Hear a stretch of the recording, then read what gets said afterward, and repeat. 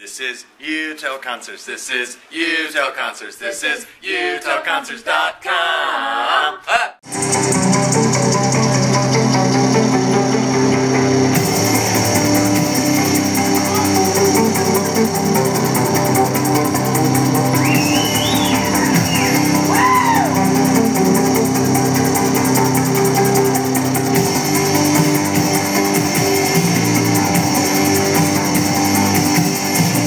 You want to go see that one guy tonight? You seen the Magic Pipe? It's pretty awesome. Yes, man, it is. It's we've been fans for a few years, and you know, we figured we finally saw that he was coming, and we wanted to come see it, check it out. I was just telling my daughter it was the best show I've ever seen. He was so entertaining. He was funny. He just has a completely different sound, and the way he plays and his personality. He incorporates that into all of his music. It's something like nothing really you've heard before. So. I know you've seen that one guy before. Tell me a little bit about that one guy. Like 20 times. He's fantastic. He's like Les Claypool, but way better. Tell me what people can expect from a That One Guy show. These days it's different every time. I'm doing lots of experimentation with video now. The Magic Pipe, which is my instrument, manipulates and triggers live. But there's a lot of fun, lots of dimensions to it.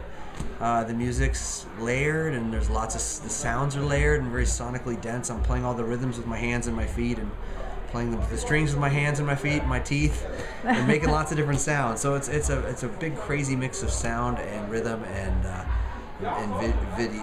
visual excitement.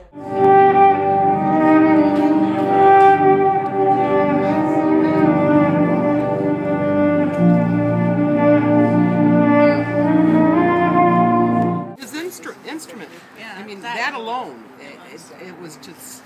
I tried to figure it out, but it was. I heard it's called the Magic Pipe. It was like guitar, drums. Very entertaining. It's basically hits and strums on this magic pipe, and the magic places and makes his own music. It's unlike any music we've ever seen. We did the magic show earlier. Yes. Could you tell us a little bit about your magic? Let's see. I've been studying close-up magic for a while, and I'm very, very into it. It's become a big part of my vocabulary, and I had been wanting to share it with people that I knew would understand it, coming from me, and I figured that would be my fans, you know. So I at the beginning of every show, I do a special private magic demonstration with close-up magic, and it's for a small group. I only let about 10 people into it because it's only good for about 10 people. And I've been doing it every night before my performances, and I don't allow anybody to video it or anything because it's a very special event for me to share on an intimate level with people that I feel like understand where I'm coming from artistically. And so it's been a ball. I really love doing it, and I've been doing it every night on this tour. It's the first tour I've ever tried this, and it's gone so well. I'm just enjoying it so much, and I feel like it's a really fun way for me to connect to my fans. I just feel like it's an experience we can have together that's more intense than the show. The show is really intense, but it's for a bigger audience, and the close-up magic is for a very small group. Right. It just seems to make more sense for its specific purposes, you know. So initially I was trying to come up with a way to fuse the two worlds together. I just can't, because one's for close-up experience, and the other one is through a big PA system on a stage. It's very different energy, so I like exploring both. I liked it a lot. It was the first time he's ever done a magic show before he's done a show. I enjoyed the meet and greet. I liked talking to him about the Magic Pipe. What was the most interesting thing you found out about that one guy at that VIP show? Probably he's on his third or fourth version of his pipe.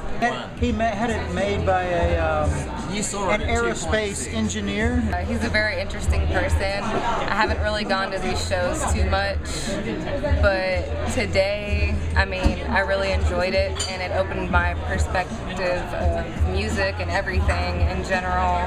His conversations really intrigued me.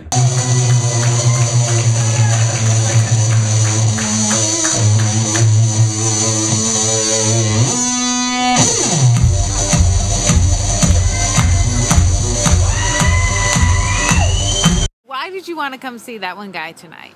Well, Actually, I'd seen Wolf about 6 years ago in New York City. Oh, and so when I heard he was coming into town, I was pretty excited. Okay, so you came to see Wolf. Yeah, I just thought it was so awesome that he can, he records the song like right on the fly, right there with his tuba. I don't know, I just thought it was pretty cool. Right, you don't usually see a tuba. I heard more about that one guy, and my fiance told me about Wolf and Tuba, so it was great. We got to both see people that we like. Okay, so what did you think about that one guy? He has a great sense of humor. He's a great performer. They were both great, actually. I enjoyed both of them quite a bit, so it was a fun show.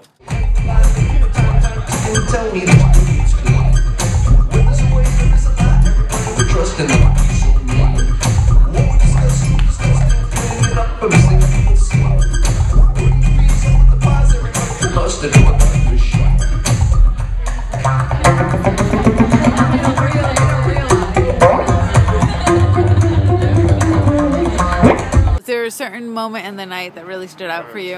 Value. The cameo cover. Yeah, that was hilarious. Oh my god, what a great find. I laughed my ass off on that. Favorite song? Butt Machine. Probably Butt Machine and What's the Word. That was really good. It was interesting. I liked hearing a lot of the new stuff because I hadn't heard the new album of his until today, and it was a trip. Yeah, he incorporated some like magic and like puppets into the show and stuff. What do you think about that? I think that's awesome because it adds more to the actual experience rather than just having the music. Then it's, you get to see a whole stage show. I'd probably have to go with, I mean, I'm familiar with some of the old stuff off of The Moon is Disgusting and all of that, but I mean, I really dug the new stuff in the beginning as well and I really loved the graphics and everything that he's added onto his set. Like that, I think that's new, like with the backdrop. I loved the boot. Yeah, The cowboy boot was cool. Yeah. I liked how he incorporated the screen and played with that with his music. That was really cool. I'm working on a bunch of new material, a whole new EP of ocean songs, and then some outer space music at the end of 2013. And yeah, I'm trying to go as many different directions as I can sonically, and try to reach some new plateaus for my style and my development.